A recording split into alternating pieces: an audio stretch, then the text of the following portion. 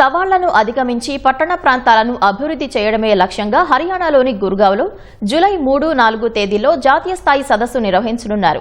రాష్ట్రం నుంచి 25 మంది మేయర్లు, డిప్యూటీ మేయర్లు, చైర్పర్సన్లు, వైస్ చైర్పర్సన్లు హాజరు కానున్నారు.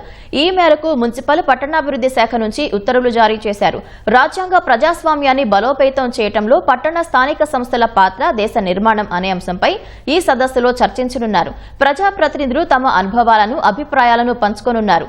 జాతీయ సదస్సుకు వెళ్లేందుకు విశాఖ, గుంటూరు, ఏలూరు, ఒంగోలు, చిత్తూరు మేయర్లు, గుంటూరు, తిరుపతి, నెల్లూరు డిప్యూటీ మేయర్లను ప్రభుత్వం నామినేట్ చేసింది.